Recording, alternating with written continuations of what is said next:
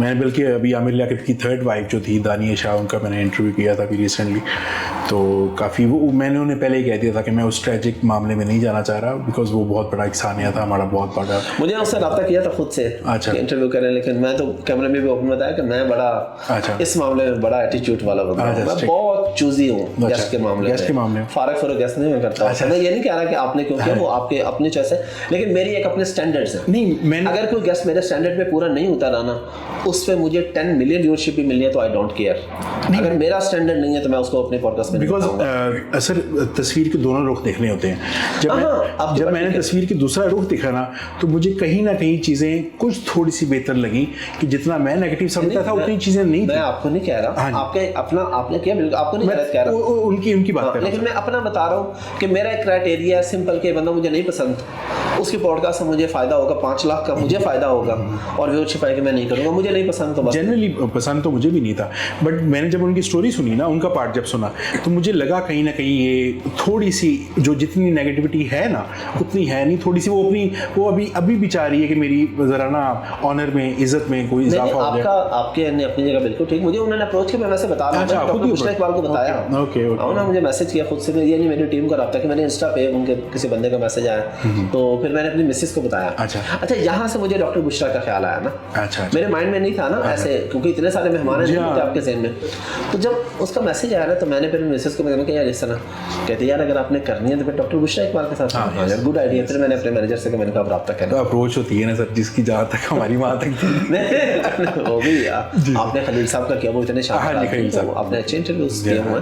और मैं भी उससे आपके इंटरव्यू को गलत नहीं कह रहा, मैं अपना ओपिनियन जी बिल्कुल सही बताया ओपिनियन कि उसके अलावा भी बहुत से किसी के नेगेटिव यानी उसकी कोई नेगेटिविटी नहीं भी है ना, हाँ जी, तब भी अगर मुझे नहीं ना पसंद आया फिर आप तो मैं नहीं थोड़े चूज़ी आप सब आपकी रियल लाइफ के बारे में तो सब जानते हैं कि आप पॉडकास्ट भी कर रहे होते हैं, तो आप डिफरेंट टीवी चैनल्स पे भी आ रहे होते हैं, तो वो तो सबको पता है। इसके पीछे जो स्टोरी है, जो स्ट्रगल है आपकी, उसके बारे में आप क्या कहना चाहेंगे कि किन मुश्किलात से होकर आप यहाँ तक पहुँचे? यार कोई स्ट्रगल नहीं, और मैं स्ट्रगल पे बिल्कुल बिलीव नहीं रखता। खलील साहब ने ये बात कही थी, आपको याद होगा, मैंने कहा था स्ट्रगल 2 नंबर लोग करते हैं। मैं कहता हूँ 2 नंबर पे नहीं, बेगैरत लोग करते हैं। स्ट्रगल कोई नहीं होती, अल्लाह का करम होता है, लोग कामयाब हो जाते हैं, फिर वो बकवास करते हैं कि हमने स्ट्रगल की। ओके सर, मेरा पॉइंट समझिए आप। जी बिल्कुल, मैं ये नहीं कह रहा मेहनत नहीं करें, मेहनत करनी चाहिए, लेकिन जहाँ पे आप पहुँचते हैं ना, वहाँ पे आप मेहनत से नहीं पहुँचे होते, वो अल्लाह के करम से पहुँचे होते हैं। बिल्कुल, अल्लाह के करम के बगैर तो 2 नंबर ही शुरू कर दे जी, मेरे बाप ने, मेरे दादा ने ये सोचा था और हमने ये स्ट्रगल किया, वो सब बकवास है, कुछ भी नहीं होता। नहीं सर, कोई जिंदगी में डाउन लम्हात तो आए होंगे ना, जिंदगी कुछ ऐसे जिंदगी के लम्हात? नॉर्मल लाइफ थी, गरीब फैमिली से, मेरे वालिद साहब इमाम मस्जिद है जी, 2 कमरों के सरकारी क्वार्टर में रहते थे। वहाँ से तो बस वो जिंदगी थी डाउन, उधर से ही चलते चलते अल्लाह का हमेशा करम रहा। 2011 में मेरी स्टडी यहाँ से कंप्लीट हुई पाकिस्तान से। मैंने मास्टर्स किया इस्लामिक स्टडीज़ में, फिर मैं यूके चला गया स्टडी वीज़ा पे, और मैं पढ़ने नहीं गया था, आप कमाने गया था। तो अल्हम्दुलिल्लाह कमाया वहाँ जाके, अल्लाह ने वहाँ जाते ही हालात बदल दिए, जॉब मिल गई। अब वहाँ पे जॉब से मैं तकरीबन 1000 पाउंड कमाता था महीने का, जो कि उस वक्त के रेट के हिसाब से 2.25 लाख रुपए बनते थे। तब मुझे याद है 170-75 रुपए रेट होता था। अब तो 300 प्लस हो गया। हाँ, तो 350 से भी ऊपर है। तो बस वहाँ से ज़िंदगी चली। तो स्ट्रगल मैंने लाइफ में कभी भी नहीं, कोई मैंने मुश्किल नहीं देखी लाइफ में।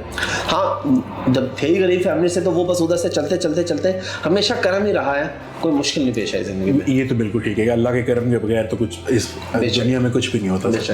तो आपकी यूनिवर्सिटी लाइफ एक ऐसी लाइफ होती है कि जब इंसान यूनिवर्सिटी पढ़ रहा होता है तो ऐसा लग रहा होता है कि यार ये बहुत बड़ा अज़ाब है, मगर जब वहाँ से पास आउट हो जाते हैं तो आपकी सबसे ज़्यादा मेमोरीज जो होती हैं ना, वो यूनिवर्सिटी से होती हैं।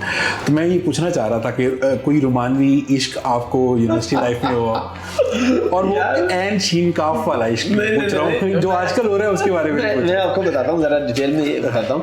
पहले 1-2 चीज़ें और बताता हूँ। यूनिवर्सिटी की मेरी यादें सिर्फ यही है कि जो रजिस्टर था ना मेरा मास्टर्स में 2 साल, वो 2 सालों में मेरा रजिस्टर को 50-100 सफ़ों का मुकम्मल नहीं हो सका था। तो यहाँ से अंदाज़ा लगा लें मैं कितना पढ़ने वाला बच्चा था।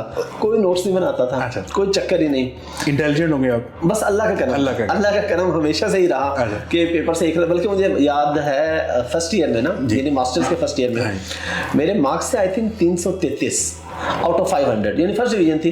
और आर्ट्स के अंदर ये बड़े ठीक नंबर होते हैं, इस्लाम में आता। तो पार्ट 2 में खैर इससे भी ज़्यादा थे।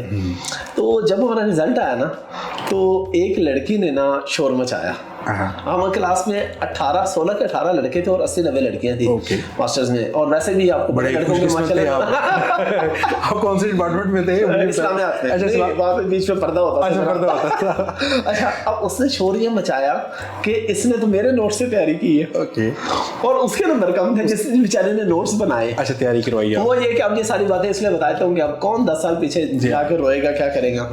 होता ये था कि सर ने बताना कि आपने इस टॉपिक पे नोट्स बनाने हैं। हाँ जी। मैंने नोट्स नहीं बनाने होते थे मेरे, क्योंकि सलाम दो अच्छी थी टीचर्स के साथ। अच्छा। मैंने टीचर के पास चले जाना, मैंने कहा ना सर वो नोट्स नहीं बनाए तो किसी के नोट्स ही दे दें। हाँ जी। तो सर ने मुझे कहना कि यार ये पीछे अलमारी में सबके नोट्स पड़े हैं, जिसके उठाने उठा ले।